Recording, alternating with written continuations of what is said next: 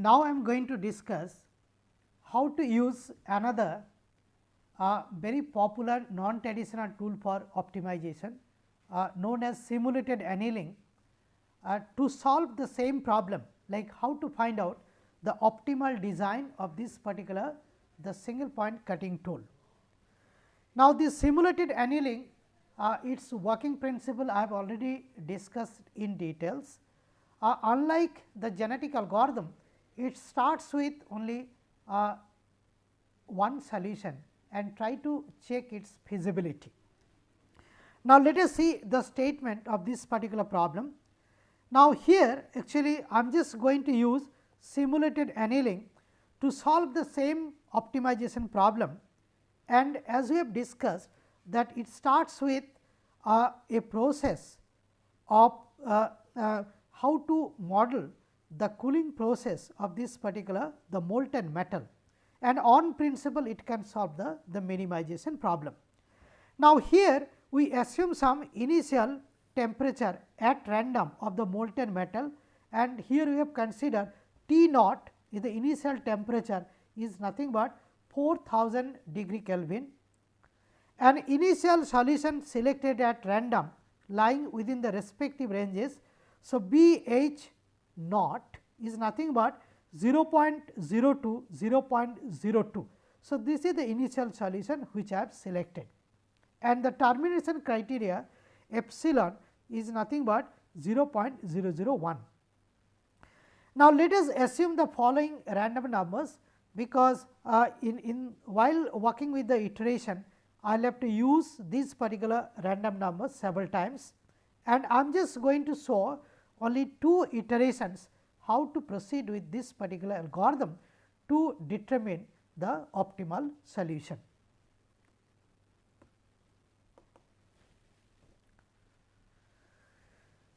Now, given this T naught is the initial temperature, that is 4000 degree Kelvin, and B H naught, that is the initial solution, is 0.2, 0.2. The value of the objective function corresponding to this B H 0 is nothing but m 0 prime is 1572 multiplied by B multiplied by H, that is 0.629 kg. We concentrate on iteration 1. Now, what we do is, so the temperature T 1 is kept equal to 50% of T naught, that is your 50% of 4000 degree Kelvin, that is nothing but 2000 degree Kelvin. Now, corresponding to the random numbers 0.4 and 0.6. Now, if I see the values of the random numbers which you have considered, so I am just going to consider this 0.4 and 0.6. Now, corresponding to the value of this particular the random numbers 0.4 and 0.6, I will have to find out the value for this B and H. Now, how to find out? To find out the value for this particular B corresponding to 0.4, we use this particular the formula, that is B is nothing but the B minimum plus the random number R multiplied by B maximum minus B minimum. So, this particular formula we are going to use to find out what should be the value for the B. Now, here B minimum is 0.005, the random number is 0.4, B maximum is 0.20, and this is B minimum. So, I am getting the value of B is 0.083. Similarly, I can find out the value of H is H minimum plus a random number, that is 0.6 multiplied by H maximum minus H minimum, that is 0.062. So, we can find out what should be the possible values for B and H for the next. Now, once you have got these numerical values, now I will have to check their feasibility, whether these particular solutions are feasible or not, that I will have to find out. Now, to find out that before that actually what we do is, we try to find out the value of this particular objective function corresponding to B h 1, and we substitute in the expression of objective function, that is 1572 multiplied by B into h.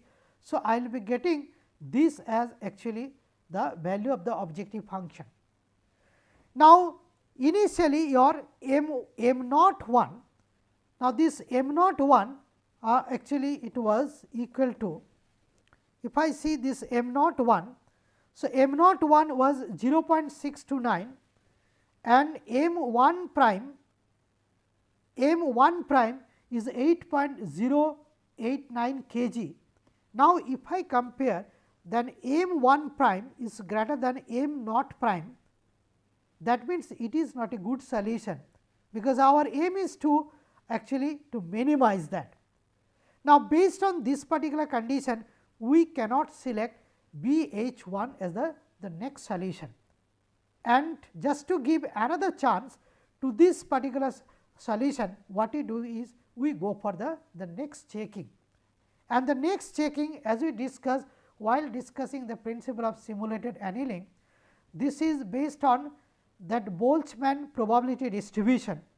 So, that particular expression which I have already discussed in detail. Now, the next random number r is 0.7. Now, what we do is we try to find out the change in m prime, that is delta m prime is nothing but the mod value of the difference between m 1 prime and m naught prime, and this is becoming equal to 7.46. And now, we try to calculate exponential of minus delta m prime by T 1, that is nothing but exponential minus delta m is 6.46 divided by T 1 is 2000, and if you calculate this, this will become equal to 0.99. Now, this random number r is found to be less than 0.99. So, we accept this B h 1 as the next point. So, this is the principle which we use. Although this particular B h 1 is not selected according to this particular condition.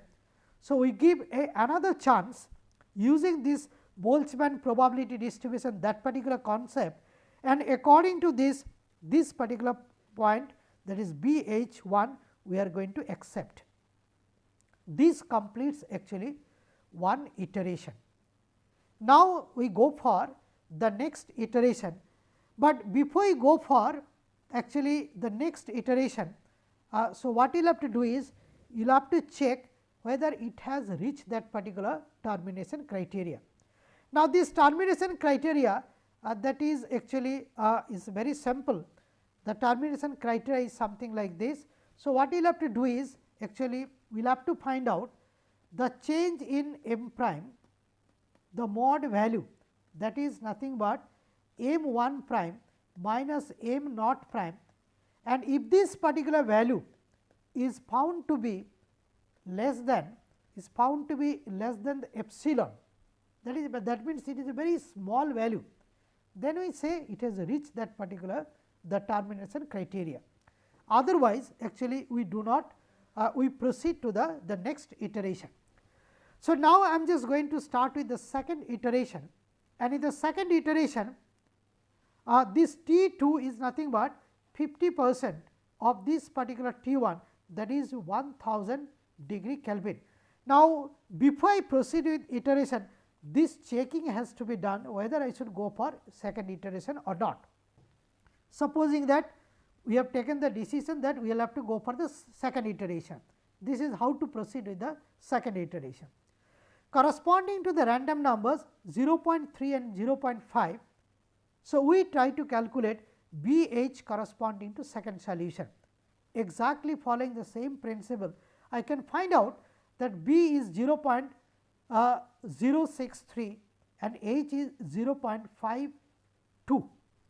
Now, corresponding to this B h 2, we try to find out what is the value of the objective function, that is m 2 prime. Now, m 2 prime is 1572 multiplied by B h. So, this is nothing but 5.149. So, this is nothing but M2 prime. Now, if I compare M2 prime with M1 prime, we see that M2 prime is less than M1 prime. That means, here this is a good solution. So, what we do? We select BH2 as the next point, and once again we will have to go for that particular checking, that is whether it has reached the termination, and to check that we try to find out the change in M prime, that is delta M prime is nothing but mod value of M2 prime minus M1 prime, and this is nothing but this particular thing. So, we can find out the change in this particular the M. Here M stands for energy, and as it is found to be much higher compared to this alpha, this epsilon, which has been taken to be equal to 0.001. Now, we should go for the next iteration, and this process will go on and go on, and ultimately after running this particular algorithm for a large number of iteration, there is a possibility that it is going to hit that particular optimal solution. Now, this is another very popular non-traditional tool for optimization, and using the principle of this particular algorithm, I can also find out the optimal design of this particular the practical problem, that is single point cutting tool. Now, one thing I just want to mention regarding this particular the technique, that is the simulated annealing. Now, this simulated annealing works based on the principle of one physical phenomena, that is the cooling process of molten metal, and this particular cooling process of molten metal can be modeled mathematically, and that is why a mathematical convergence proof for this particular algorithm exists, which is still missing for the genetic algorithm. So, many people actually relied on this particular algorithm also to solve the optimization problem. Now, another thing I will have to mention here, because this particular practical problem which we are considering, this is one constrained optimization problem, and that particular checking is not yet done. Now, what you can do is, before we declare the finally acceptable optimal solution, we will have to check the feasibility, whether it is going to violate that particular functional constraint or not, because we will have to find out one optimal design after satisfying the condition of that particular functional constraint. Otherwise, the solution is very simple, because B and H are having some minimum value each. So, if you just substitute those minimum values in the value of the objective function expression, we will be getting the optimal design. There is no such actually pressure from other side, and that is why that functional constraint has to be maintained. There should not be any violation of this particular the functional constraint, and we will have to find out the optimal design of this single point cutting tool, so that it becomes light in weight. At the same time, it will have to satisfy the condition that there will be no mechanical breakage during the machining. Thank you.